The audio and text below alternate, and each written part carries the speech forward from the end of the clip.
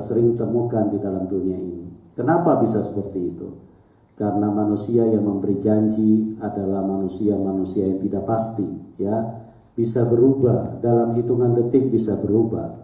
Karena ada begitu banyak situasi yang terjadi yang menekan, sehingga apa yang dijanjikan oleh sesama, oleh manusia-manusia yang lain, itu bisa berubah.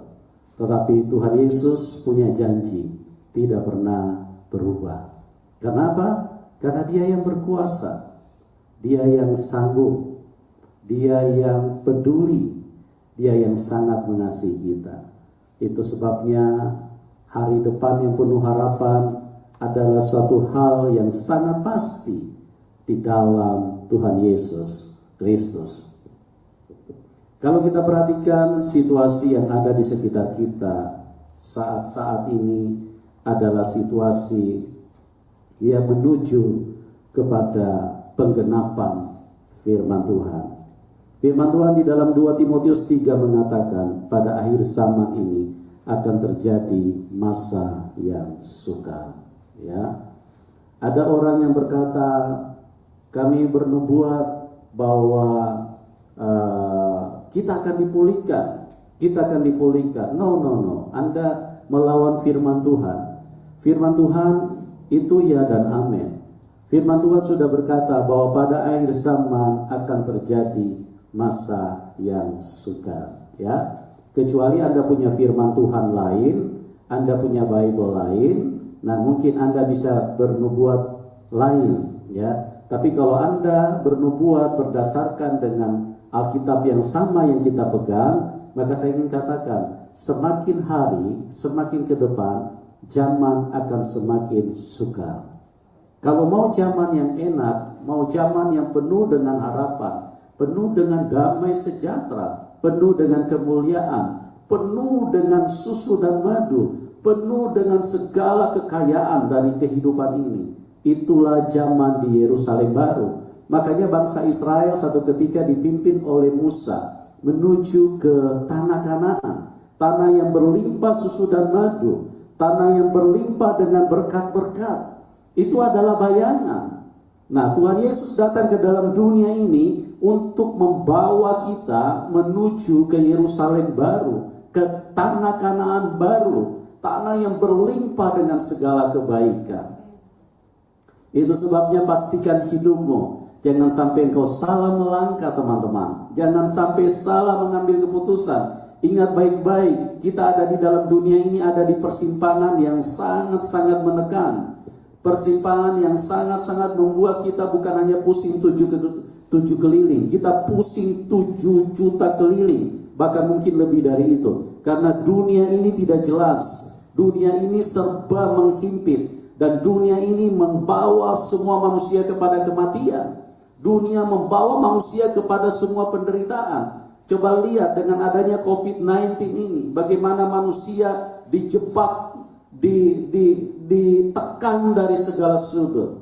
Manusia dihimpit dari berbagai keadaan, dari segala keadaan, ekonomi ditekan. Dengan adanya COVID ini semuanya menjadi tertekan, ya. Dengan adanya COVID ini mau beribadah pun menjadi tertekan. Nggak bisa lagi ibadah seperti yang lalu-lalu. Dengan begitu sukacita kita datang ke gereja, tidak seperti itu lagi.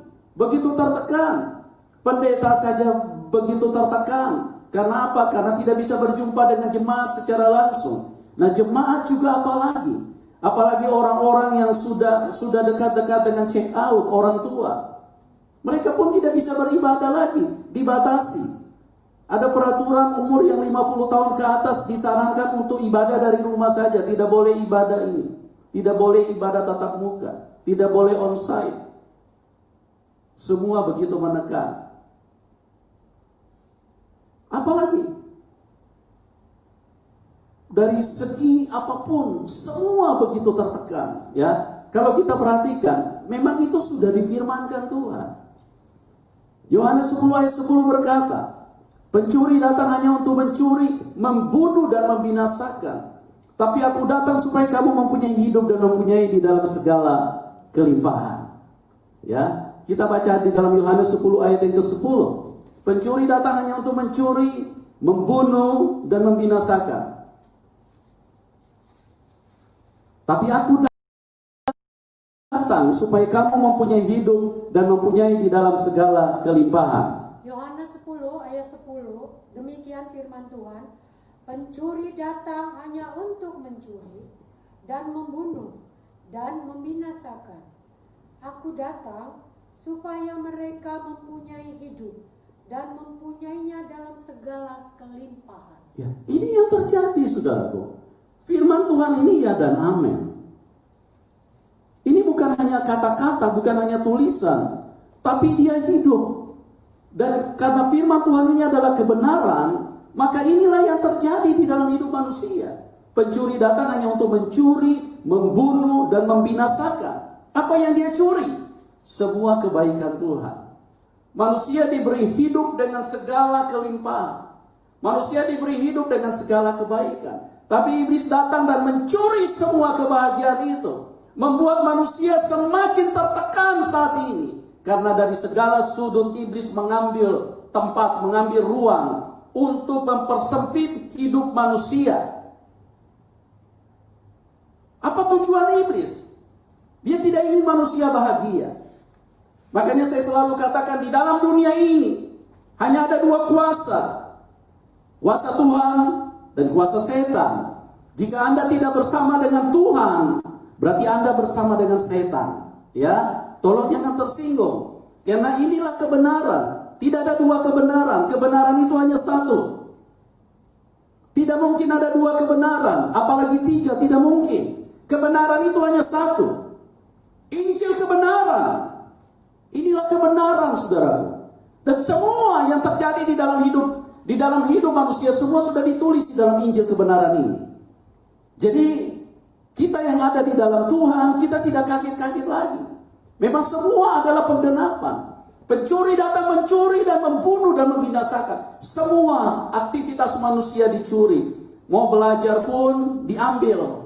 Kemerdekaan manusia diambil. Sehingga sekarang bukan saja hanya guru yang repot karena mengajar secara online, orang tua pun jadi repot 7 keliling. Ya, karena apa? Karena orang tua pun juga, apalagi yang tidak terlalu mengerti dengan medsos, tidak mengerti dengan teknologi, mau pakai Zoom dan segala macam, itu tidak mudah, saudara. Semua kebahagiaan manusia dirampas oleh setan, diambil sama setan. Ya, mau ketemu, mau jalan-jalan ke mall dibatasi, mau makan-makan di luar dibatasi, jam keluar pun dibatasi dengan adanya COVID. Itu artinya firman Tuhan digenapi. Semua kebahagiaan manusia dicuri dan diambil sama setan. Nah, apa yang terjadi? Coba renungkan baik-baik. Seandainya hidup manusia tidak memiliki Tuhan, seandainya manusia tidak bersama dengan Tuhan yang benar, maka manusia akan terus dirundung dengan bahaya, digiring sampai menuju kepada kematian. Kan pekerjaan pencuri di dalam Yohanes 10 tadi, pencuri datang hanya untuk pertama mencuri, yang kedua dia membunuh, yang ketiga dia membinasakan. Jadi manusia ini digiring kepada kematian. Manusia ini digiring kepada pembunuhan, dibawa kepada kematian. Tanpa kita sadari, coba lihat petugas-petugas kesehatan di rumah sakit, dokter, ya, perawat, menangani COVID-19, COVID-19. Bagaimana modelnya, saudaraku? Kalau saya perhatikan, saya kadang hanya bisa meneteskan air mata. Kasihan betul kita ini manusia. Ya, kalau kita tidak bersama dengan Tuhan, bahaya sekali hidup kita. Coba lihat potongan-potongan dokter kalau perawat mereka lagi menangani pasien. Pakai apa? Dari kepala sampai kaki ditutup semua. Sudah hampir mirip pocong, saudaraku.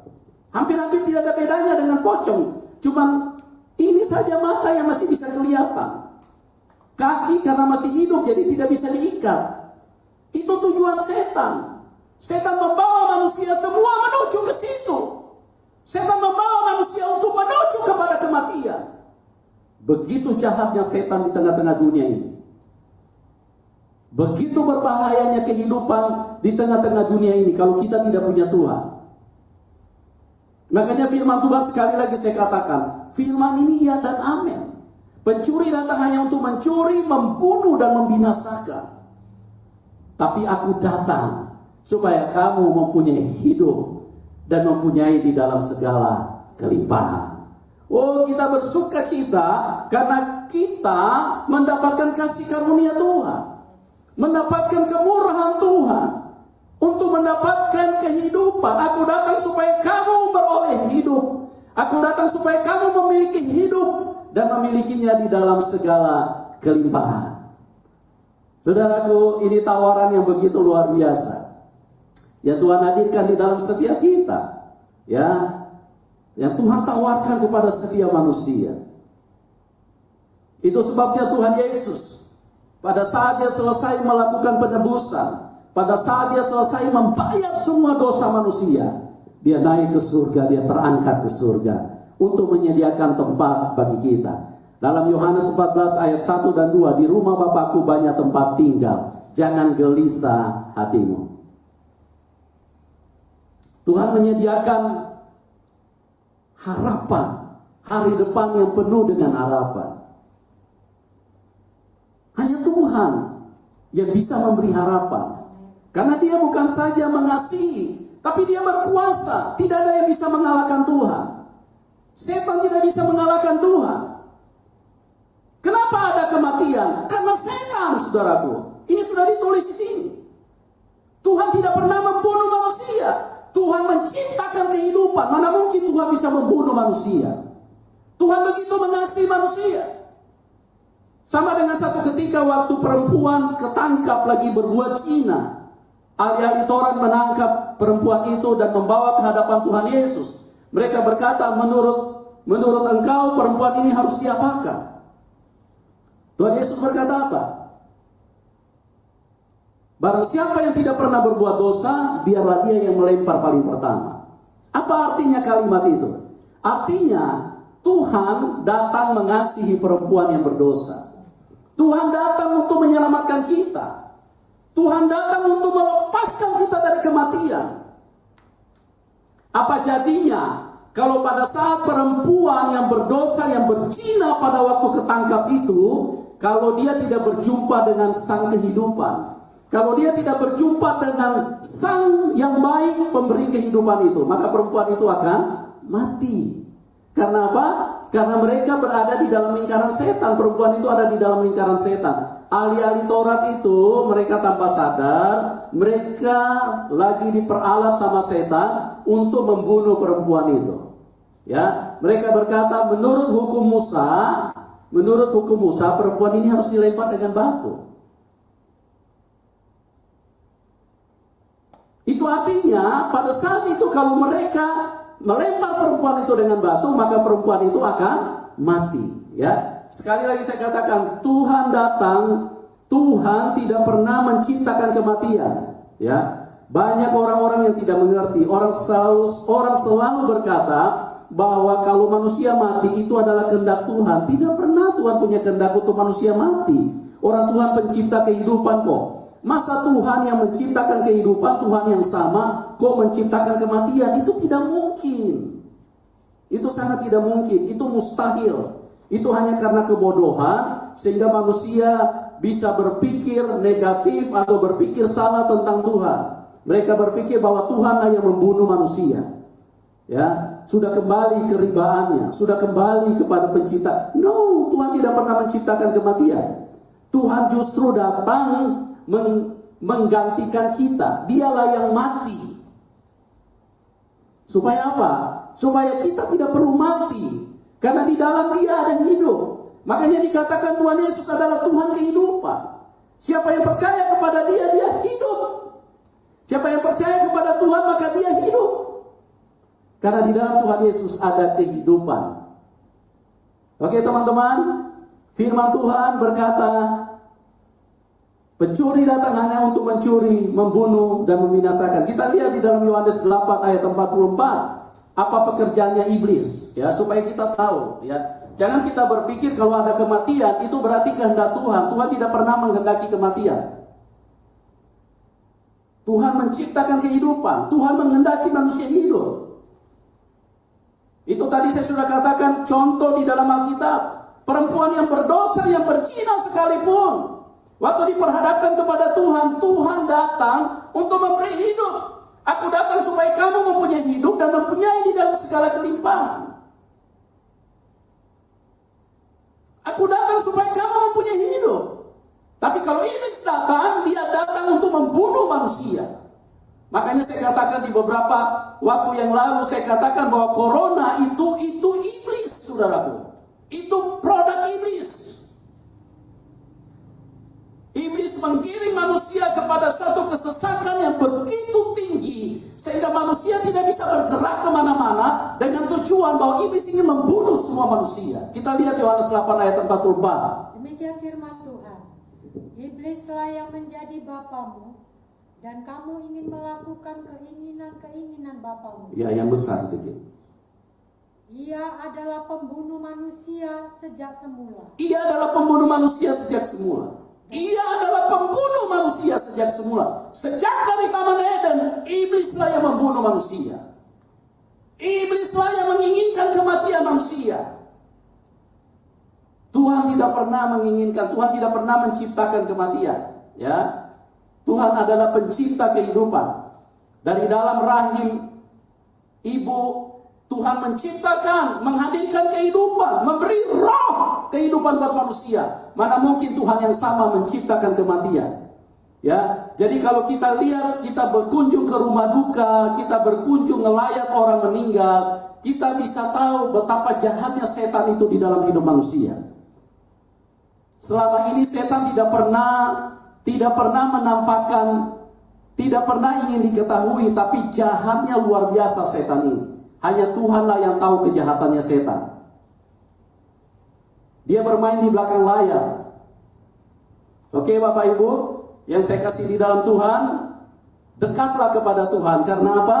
Karena kalau kita jauh dari Tuhan, maka kita akan dihimpit dengan segala kesesakan. Dan ending daripada semua penderitaan, kesesakan, dan beban yang berat, dan semua hal-hal yang begitu mengancam, begitu menakutkan, itu semua adalah pekerjaan setan yang membuat manusia nanti satu ketika akan berakhir di dalam kematian. Tapi kalau engkau ada di dalam Tuhan Yesus, Tuhan Yesus adalah pencipta kehidupan. Siapa yang ada di dalam aku, dia akan hidup. Aku datang supaya kamu mempunyai hidup dan mempunyai di dalam segala kelimpahan. Tuhan datang untuk membebaskan manusia dari dosa, menyelamatkan manusia dari dosa. Oke, kita akan lihat bahwa pada sore hari ini kami memberi tema bagaimana mengatasi luka batin. Luka batin adalah hal yang menjadi makanan sehari-hari dari manusia. Tidak peduli dia masih kecil, bahkan orang dewasa, remaja, oma-opa, semua bisa luka batin. Dan itu menjadi makanan sehari-hari. Apa artinya luka? Luka itu adalah sesuatu yang menyakitkan. Luka itu adalah sesuatu yang tidak mengenakan hidup. Luka itu adalah membuat penderitaan di dalam hidup ini. Nah, kenapa itu bisa terjadi? Kenapa manusia bisa terluka? Itu kembali lagi, semua sudah ada ditulis di dalam firman. Semua sudah ditulis di dalam firman. Ini firman kebenaran.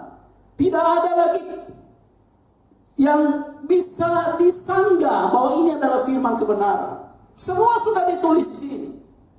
Semua sudah jelas disampaikan di dalam firman kebenaran. Jadi semua apa yang terjadi di dalam hidup ini semua sudah ditulis. Firman ini adalah firman kebenaran, dan firman kebenaran itu yang punya adalah Tuhan. Ya, karena di luar Tuhan tidak ada kebenaran, saudaraku. Di luar Tuhan tidak ada kebenaran. Nah, kita perhatikan awal kehidupan manusia. Kenapa manusia seringkali terluka? Atau kenapa manusia seringkali sakit, seringkali menderita? Ya, karena manusia terluka. Nah, luka yang paling parah itu adalah luka batin. Ya, kalau cuma luka di tangan itu gampang, kasih yodium atau kasih obat itu bisa segera kering. Tapi kalau luka batin ini jauh berbahaya. Dan kenapa manusia bisa terluka? Kita lihat di dalam kitab Kejadian pasal yang ketiga ayat 17 sampai dengan 19. Sekali lagi saudaraku, ini kitab yang sempurna.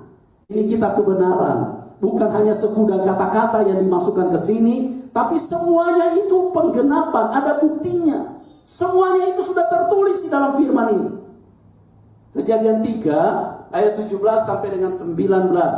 Demikian firman Tuhan. Lalu firman-Nya kepada manusia itu, karena engkau mendengarkan perkataan istrimu dan memakan dari buah pohon yang telah kuperintahkan kepadamu, jangan makan daripadanya, maka terkutuklah tanah karena engkau. Dengan bersusah payah engkau akan mencari rezekimu dari tanah seumur hidupmu, semak duri dan rumput duri yang akan dihasilkannya bagimu, dan tumbuh-tumbuhan di padang akan menjadi makananmu. Dengan berpeluh engkau akan mencari makananmu, sampai engkau kembali lagi menjadi tanah, karena dari situlah engkau diambil, sebab engkau debu, dan engkau akan kembali menjadi debu. Iya, kita ulang ayat 19. Coba perhatikan baik-baik. Ayat 19. Dengan berpeluh engkau ayat akan 18 dulu, ayat 18. Ayat 18, semak duri. Perhatikan baik-baik, semak duri. Semak duri, ya. Dan rumput duri. Dan rumput duri. Yang akan dihasilkannya bagimu. Iya, yang akan dihasilkannya bagimu. Terkutuklah tanah. Tuhan tidak berkata terkutuklah manusia, tapi Tuhan berkata terkutuklah tanah. Itu kita bisa lihat di dalam ayat sebelumnya, ayat 17. Terkutuklah tanah. Coba kita ulang ayat ini. Coba perhatikan baik-baik, saudara. Lalu firman-Nya kepada manusia itu, karena engkau mendengarkan perkataan istrimu. Ya, karena engkau mendengarkan perkataan istrimu, engkau tidak taat kepada firman yang disampaikan Tuhan. Tuhan bilang jangan makan buah itu, tapi mereka tidak taat.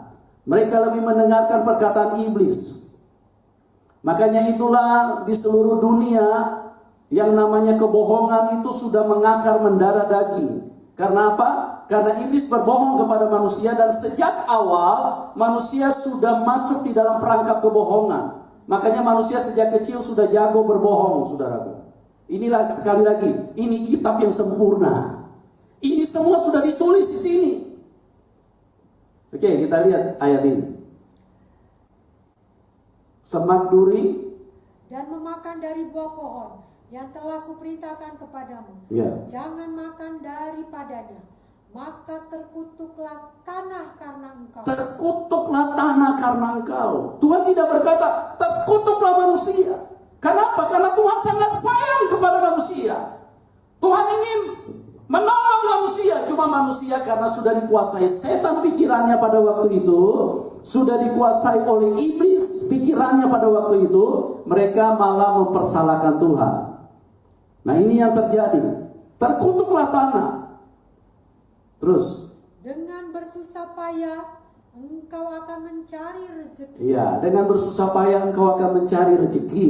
Ya, itu sebabnya coba kita perhatikan, lihat. Manusia di dalam dunia ini berjuang dengan susah payah untuk mendapatkan rezeki. Ya, tidak mudah. Sudah sekolah dari TK, SD, SMP, SMA, tamat, masuk kuliah, tamat, cari kerja tidak mudah. Ya, sangat tidak mudah hidup di dalam dunia ini.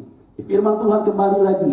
Firman Tuhan ini adalah firman kebenaran. Dengan susah payah engkau akan mencari rezekimu. Tidak mudah, saudaraku. Tidak ada orang yang tamat dari universitas terus kemudian ada perusahaan mau sini. Kami butuh yang tamat-tamat dari universitas, nggak ada. Masuk cari kerjaan, cari lowongan kiri kanan, belum tentu bisa diterima, saudara. Oke, kita lihat ayat ini terus. dari tanah seumur hidupmu. Ayat 18. Semak duri dan rumput duri yang akan dihasilkannya bagimu. Semak duri dan rumput duri yang akan dihasilkan. Anda tahu duri? Duri itu apa? Bikin luka. Duri itu menusuk dan membuat luka di dalam hidup manusia.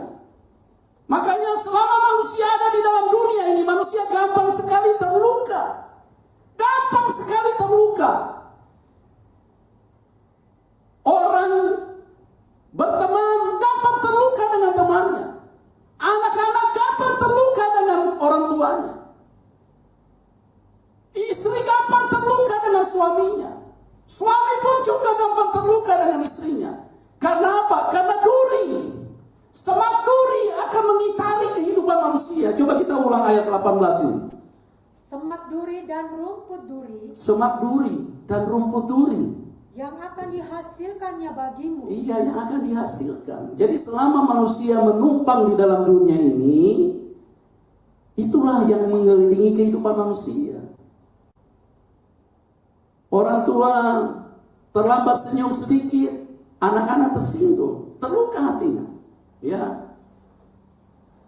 Teman-teman bicara suara agak besar sedikit, dia tersinggung. Karena apa? Karena terluka. Terluka hatinya.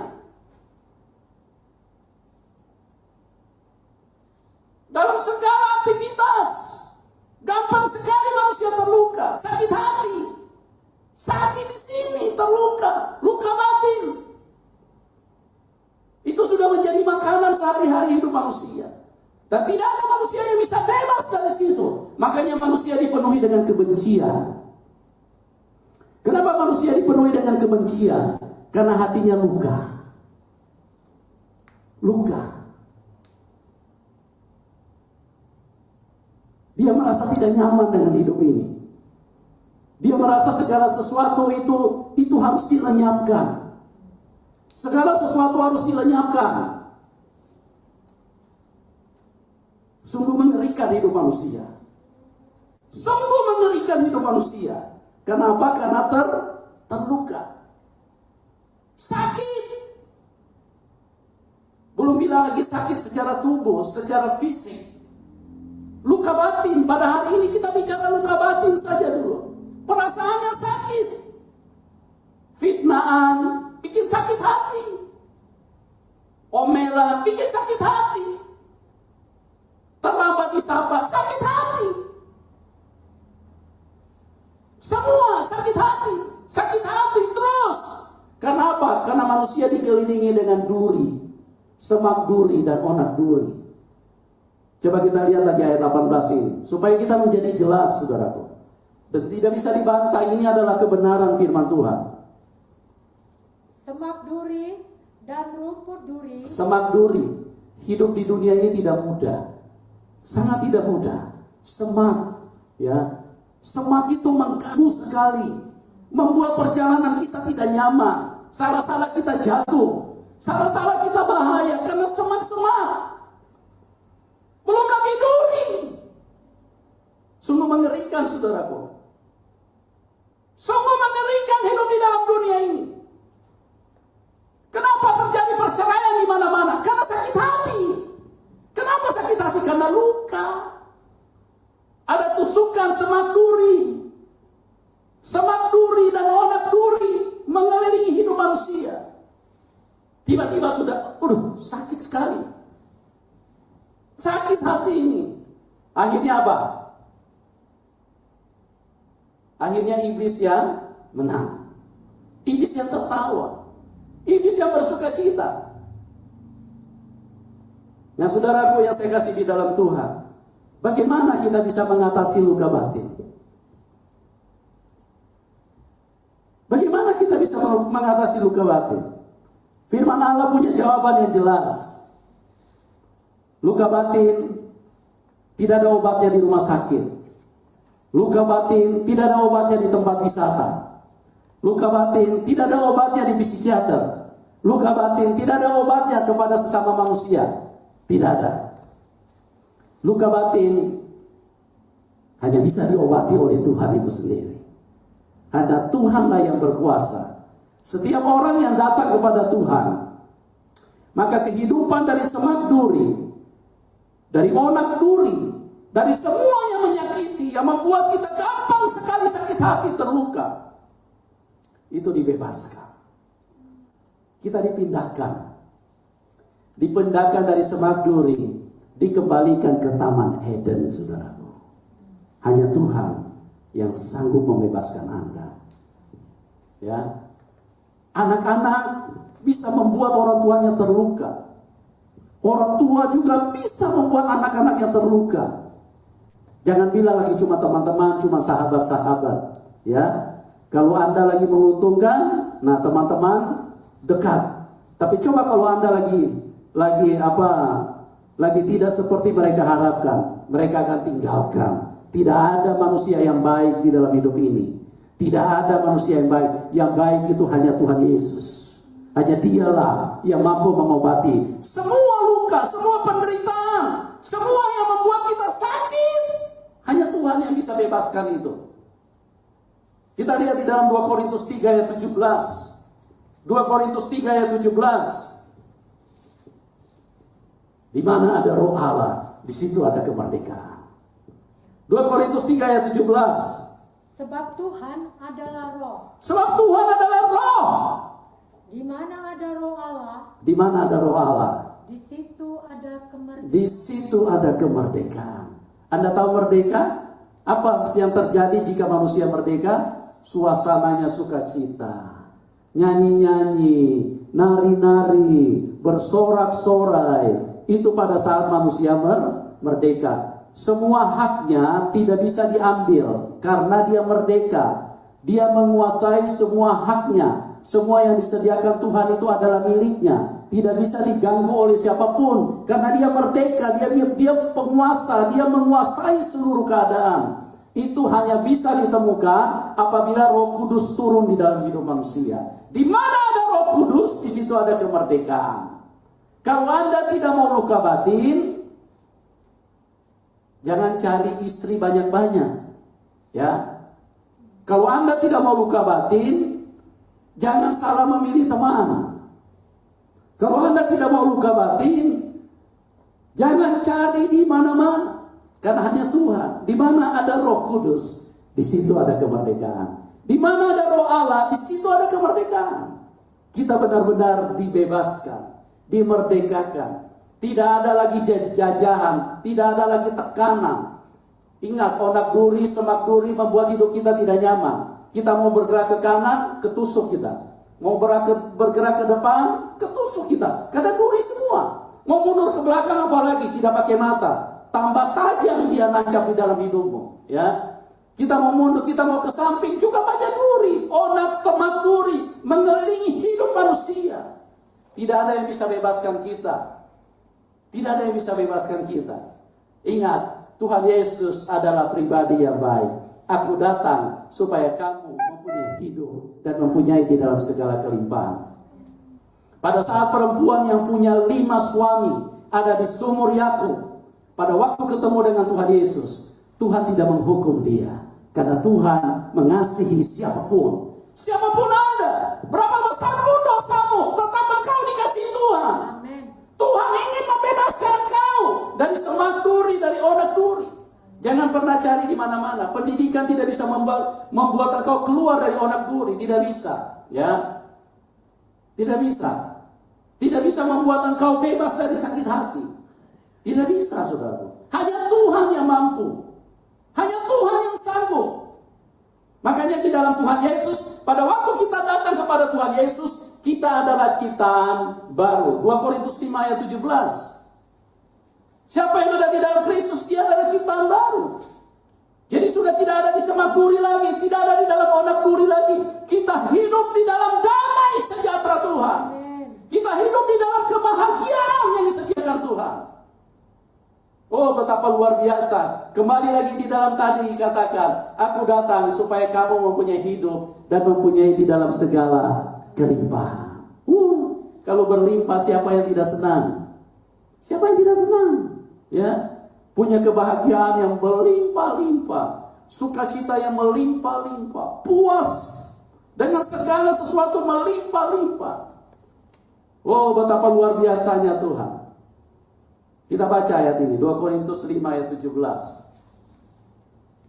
Jadi, siapa yang ada di dalam Kristus, ia adalah ciptaan baru. Iya, siapa yang ada di dalam Kristus, dia adalah ciptaan baru. Yang lama sudah berlalu. Iya, semak duri sudah berlalu, odak duri sudah berlalu. Engkau tidak perlu lagi sakit batin, engkau tidak perlu lagi luka batin, engkau tidak perlu lagi berkata, saya jengkel sekali, sakit hatiku, ini orang keterlaluan betul, ini orang.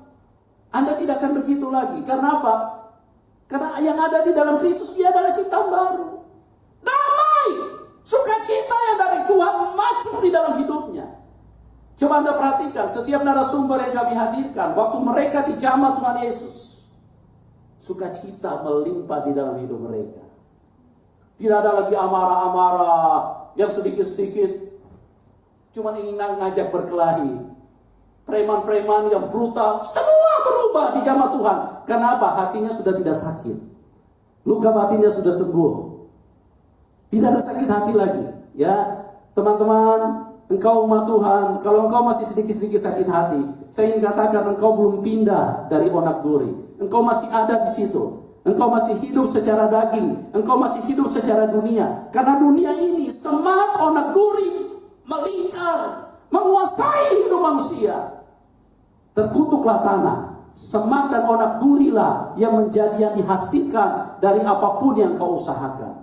Saudaraku, siapa yang ada di dalam Kristus, dia adalah ciptaan baru. Kembalilah, Tuhan Yesus menunggu engkau.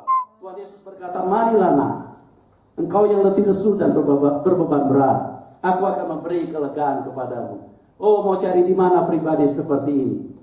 Manusia punya kebencian, karena manusia sudah stres, saking terlalu lukanya mereka, hidup manusia dipenuhi dengan kebencian. Mereka rame-rame berteriak, salibkan Tuhan, salibkan dia, salibkan dia. Karena apa? Karena luka mereka punya hati. Kebencian yang ada, kebencian, di mana-mana hanya kecengkelan, di mana-mana hanya ada kemarahan, di mana-mana hanya ada perasaan dengki, iri hati. Di mana-mana hanya perasaan emosional. Karena apa? Karena luka. Karena setan yang ada di dalam hidup mereka. Mari teman-teman, kalau engkau ingin dibebaskan dari situ, hanya Tuhan Yesus jawabannya. Tidak ada tempat lain. Karena dia turun untuk memberi damai sejahtera. Dia adalah Raja Damai. Dia adalah kehidupan itu sendiri. Dia memberi, aku datang supaya kamu mempunyai hidup dan mempunyai di dalam segala kelimpahan. Oh, itu rancangan Tuhan, hari depan yang penuh dengan harapan. Karena manusia merasa semua terambil dari dalam hidupnya, tidak pernah merasa bahagia. Itulah sebabnya manusia sakit hati terus, jengkel terus, di mana-mana sakit hati terus, di mana-mana sakit hati terus. Kenapa? Mereka tidak sadar, padahal iblislah yang menguasai pikiran mereka, iblislah yang menguasai hati mereka. Tuhan Yesus mengasihi hidup. Tuhan Yesus mengasihi hidup. Saya akan berdoa buat Anda. Mari kita katakan, oleh karena kemurahan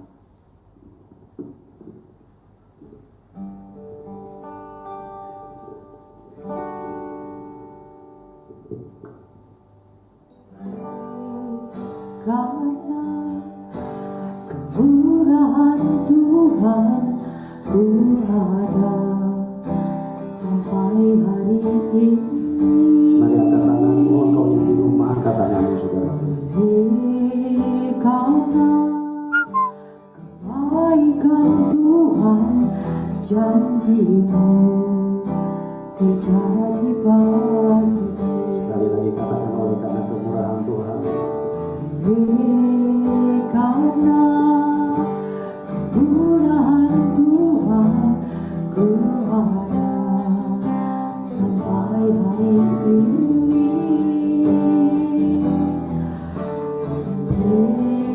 Karena kebaikan Tuhan, janji-Mu terjadi padaku. Sekali lagi katakan, oleh karena kemurahan Tuhan.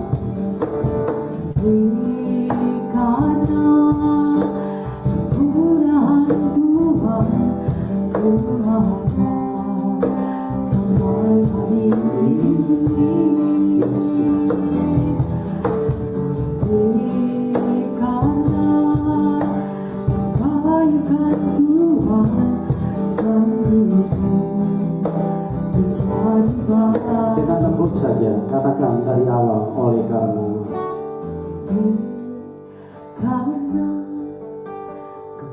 mungkin engkau berkata, aku benci orang tuaku. Sampai hari ini Engkau belum dipindahkan. Hanya Tuhan Yesus yang bisa pindahkan hidupmu. Engkau masih hidup di dalam onak duri. Semak duri begitu menyakiti perasaan. Mungkin engkau berkata, aku benci anakku. Engkau masih hidup di dalam onak duri. Engkau terlalu sakit, terlalu pedih perasaan. Tuhan Yesus mengasihi engkau. Tuhan Yesus ingin memindahkan engkau. Mari angkat tangan. Tuhan Yesus ada di situ. Tuhan Yesus berdiri di sampingmu. Katakan dari awal, oleh karena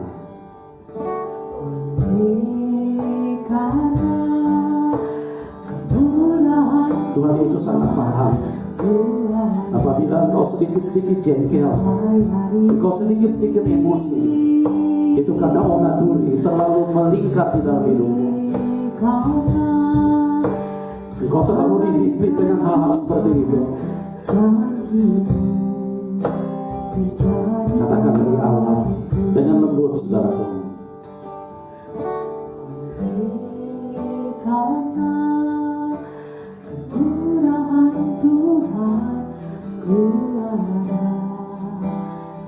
Mungkin engkau disakiti temanmu. Tuhan mau pindahkan engkau. Jangan diam di situ.